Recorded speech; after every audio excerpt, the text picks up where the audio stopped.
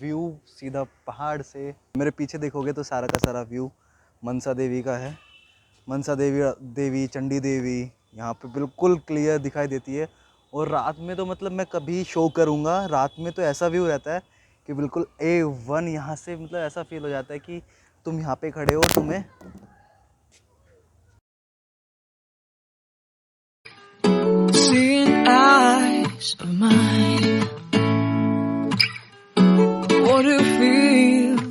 पहली बात तो तुम ये क्राइटेरिया अपने मन में लेके आओ कि जहाँ पे तुम्हें जॉब करनी है वहाँ के साथ साथ तुम्हें जॉब का भी ध्यान रखना है, अपनी पूरी प्रोफेशनल लाइफ को भी मेंटेन करना है, उसके बाद में पर्सनल लाइफ और फैमिली दोस्ती ये सब को मैटर करके तुमको चलना है। तो सबसे बड़ी बात जो हो जाती है वो हो जाती है डिस्टेंस को भी तुम्हें मेंटेन करके चलना है, जिससे तुम्हें क्या हो, तुम किसी कोई कंडीशन में किसी कोई सेलिब्रेशन में अपने अपनों के साथ रह पाओ। तो मेरा सबसे बड़ा क्राइटेरिया यही था हरिद्वार को चूज़ करने का कि यहाँ पे मेरे घर से यहाँ की हरिद्वार की दूरी 100 किलोमीटर पड़ जाती है। 2 घंटे में लगभग मैं अपने घर पे पहुँच जाता हूँ। तो इससे कोई इतना खास दूर भी नहीं लग पाता है कि दूर है। मैं दिखाता हूँ, एक बच्चा अपनी रील या टिकटॉक बना रहा है।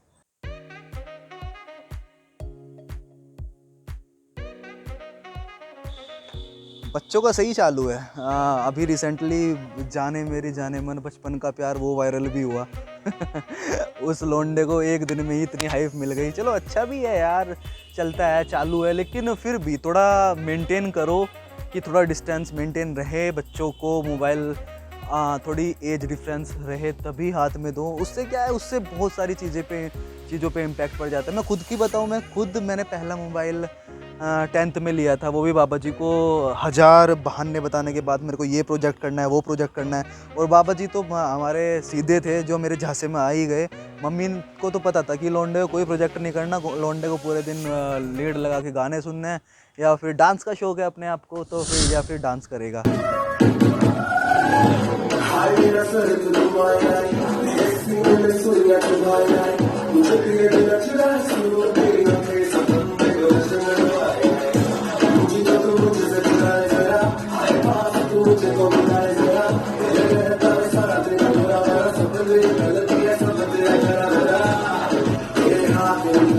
चलो ये तो अलग बातें हुई।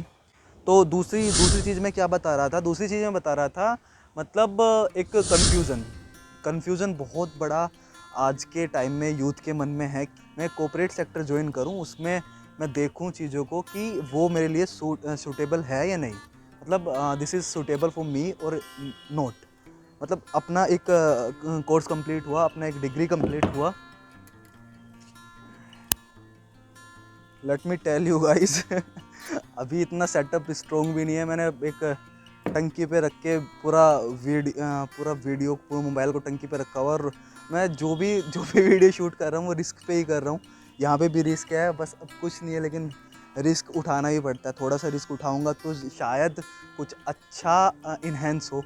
अभी ये करते करते तो इसीलिए मैंने गैप भी कम रखा हुआ है। मतलब इतना मेरा मैक्सिमम गैप है, माइक का वायर इतना है, ये 1 मीटर हो सकता है। अभी तुम क्या है, अगर तुम कोई परचेज माइक करने वाले हो तो उसका कम से कम उसका 5 से 7 मीटर का वायर हो, इतना लंबा तुम वायर लेना। तो चीज़ें बहुत सारी आ जा रही है ना। मैं तुम लोगों को क्या बात बता रहा हूँ, तुम क्या चीज़ से इंटरेक्ट हो जा रहे हो। चलो अच्छा है, मेरा वीडियो का टाइमिंग भी बढ़ जाएगा। अभी तो मैं क्या बता रहा था, दूसरी चीज़ होती है कन्फ्यूज़न। तुम्हारे अंडरस्टैंडिंग के लोग बहुत कम मिलेंगे, तुम्हें समझने वाले लोग कम मिलेंगे। तो चीज़ें वहाँ पे मिस बैलेंस हो जाती है तो एकदम वो इफ़ेक्ट करती है तुम्हारे मेंटल बैलेंस पे। मेंटल बैलेंस डिस्टर्ब होता है तो तुम्हें एकदम से आता है कि यार कहाँ पे हम आ गए, कहाँ पे हम फंस गए। इतना अच्छा कोर्स किया था, इतना बेटर वे में हम लोग पढ़ाई किए थे, उसके बाद में भी ये सारा सिनेरियो हमारे साथ हो रहा है, क्यों हो रहा है। तो वहाँ पे मेंटल बैलेंस डिसबैलेंस होता है, और तुरंत एकदम से तुम्हारे मन में पहले ही स्ट्रक, पता है क्या करता है, तुम्हारे मन में पहले स्ट्रक करेगा, भले ही तुम उस फील्ड में आगे जाके अच्छा करने वाले हो, बेस्ट से बेस्ट करने वाले हो, या फिर तुम अभी भी उस टाइम अच्छा कर रहे हो, लेकिन तुम्हारे मन में एकदम से क्या होगा, चल यार लेट्स क्विट, छोड़ देते हैं जॉब को। तो वही है एक अलग सा कन्फ्यूज़न रहता है। उसके बाद क्या आता है, उसके बाद तीसरा आता है तीसरा आता है सबसे तीसरी बात आती है सबसे खतरनाक बात, वो आती है सैलरी। सैलरी सैलरी का क्या है, मैंने जो एक पर्टिकुलर कोर्स किया है वो फार्मेसी की है, मेडिकल प्रोफेशन में इसका एक अलग फील्ड होता है। देखो उसके बाद में होता है एक बेसिक इन्वॉल्वमेंट। एक बेसिक इन्वॉल्वमेंट क्या है, वो तुम अपनी सैलरी को लेके ले लो या फिर एक अपने आराम को लेके ले लो कि तुम्हारे घर के पास में जो तुम्हारी जॉब रहेंगी उसको तुम खुद ही फील करोगे, वो शायद तुम्हें कम पे स्केल में ऑफ़र करें या लेकिन अगर तुम घर से दूर जाओगे, घर से दूर जाते ही तुम्हारी पे स्केल भी शायद डबल हो जाए, ट्रिपल हो जाए। तो मतलब तुम्हें एक एक क्लियर कट रखना है कि तुम्हें दो नाव में रह के कोई भी इंसान समंदर पार नहीं कर सकता, वो डूब ही जाना है। उसकी एक नाव का डिसबैलेंस हुआ तो वो दूजी को भी ले डूबेगा। तो एक या तो क्राइटेरिया रखो कि हमें एक प्रॉपर वे के साथ में दूर निकल जाना है जिसमें तुम्हारी पे स्केल में भी अच्छी हो, या फिर अगर तुम्हें घर के पास रहना है या फिर थोड़ा सा इन्वायरमेंट को समझ के वहाँ पे रहना है तो शायद तुम्हारी पे स्केल में थोड़ा डिफरेंस आए। जो तुमने पढ़ाई की है तुम उसी सेक्शन में जाओ, उसी चीज़ को ट्राई करो जिसमें तुम्हारा मन है। एक स्टार्टिंग में रहता है फ्रेशर बेस पे तुम लोगों को शायद कम स्केल मिले, लेकिन उसमें अगर तुम उसमें क्विट कर गए या फिर उसमें सोचना तुम्हारे को सोचना पड़ गया कि इतना कम पे स्केल है, कैसे सर्वाइव होगा, क्या होगा, तो वो शायद तुम्हें आगे फर्दर प्रोसीड ना कर पाए। अब तुम इस फ्रेम से बोर हो गए होंगे, कुछ अलग फ्रेम हो तुम्हारे लिए। हाँ जी, ये बेटर है ना। तुम लोगों को सबसे पहले मैं दिखाता हूँ सनसेट।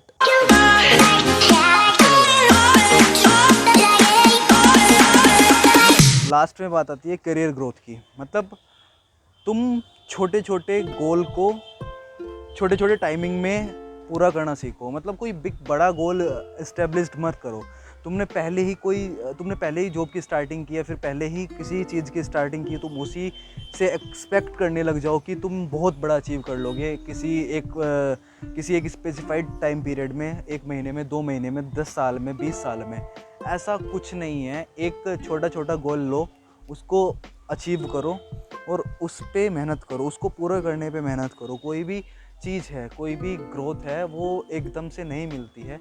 किसी भी चीज़ को एकदम से ग्रो होने में या फिर एकदम से बड़ा होने में बहुत टाइम लग जाते हैं, सालों लग जाते हैं। सालों उन चीज़ों को अच्छे से एकम्पोलिश्ड होने में लग जाते हैं। मतलब तुम मान के चलो, अगर तुम्हारा सिनेरियो ये है कि तुम्हें कुछ छोटा अचीव करना है, इसको अचीव होने तक उस पर पूरा टारगेट करो। अगर मुझे एक छोटे लेवल की नॉलेज है तो मैं क्यों यार बड़े लेवल पे अपना माथा पौची करूँगा या फिर बड़े लेवल को कंपेयर करके खुद से क्यों अपने आप को डिस्टर्बेंस में एक अलग सिनेरियो में डालूँगा। क्योंकि मुझे पता है कि मैं अभी छोटे लेवल पे हूँ और छोटे लेवल की चीज़ें मुझे आनी चाहिए। मतलब उस चीज़ से मैं बिल्कुल डिनाई नहीं करता हूँ कि अगर तुम बड़े लेवल पे हो तो तुम्हें वो चीज़ें आनी चाहिए, अगर छोटे लेवल पे हो तो भी तुम्हें उतनी चीज़ें आनी चाहिए जो तुम छोटे लेवल पे तुम्हें टारगेट दी हुई है, तुम्हें फिर करनी चाहिए। उस चीज़ को तुम लेके चलोगे तो कैरियर ग्रोथ भी पक्का है। किसी भी चीज़ को लेके हाइपर नहीं होना है। कोई भी चीज़ हो धीरे धीरे अचीव हो जाएगी। बिल्कुल शांति से, बिल्कुल अपने टारगेट को कभी नहीं भूलना है। तो आज के टाइम में क्या है, मेरे को अभी 15 मिनट पहले फ़ोन आता है तो अभी उसकी फार्मेसी भी कंप्लीट नहीं होती थी, तो वो पूछता था कि सर सैलरी कितना हो जाता है, कितने तक अचीव हो जाती है, कौन सी लाइन अच्छी है, कौन सी बेकार है। तो वो बिल्कुल मैटर नहीं करता है कौन सा लाइन बेकार है, कौन सा अच्छा है, कितना सैलरी तुम्हारा ऊपर चला जाएगा या फिर कितना तुम्हारा सैलरी नीचे आ जाएगा। अचीवमेंट्स और नेगोशिएशन कभी भी तुम्हारे काम को लेके वो तुम्हारे मैटर में नहीं आते हैं कि तुम कहाँ किस तरीके से चीज़ों को लेके जाओगे। तुम्हारे ऊपर खुद की तुम्हारी एलिजिबिलिटी काम आती है। मतलब आई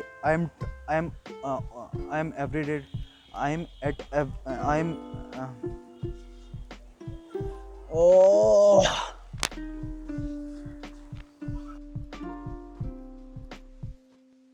मैंने आज के टाइम में देखा है एक डिस्टर्बेंस हो गया है। मतलब मैंने अगर बीटेक मैकेनिकल से किया है तो मैं घुस जा रहा हूँ बीटेक सिविल वाली लाइन में, और अगर मैंने सिविल से किया है तो मैं घुस जा रहा हूँ सीएस वाली लाइन में, मैंने सीएस से किया है तो मैं घुस जा रहा हूँ पुर्जे और स्प्रिंग वाली लाइन में। देखो, अगर तुमने अपना पूरा कोर्स कंप्लीट कर लिया है तो प्रॉपर एक एक गैप रखो उसके बीच में, एक अच्छी से तैयारी करके, अच्छे से गेटअप करके, अच्छे से वेरिएंट को लेके इंटरव्यू फेस करो। इंटरव्यू फेस करना अब ये नहीं है कि तुमने पास आउट किया तो तुमने जल्दी जल्दी में जॉब देखना स्टार्ट किया, सर्च किया, उसके बाद में तुमने सीएस से किया था, तुम्हें मैकेनिकल की जॉब मिल गई और तुम वहाँ पे घुस गए।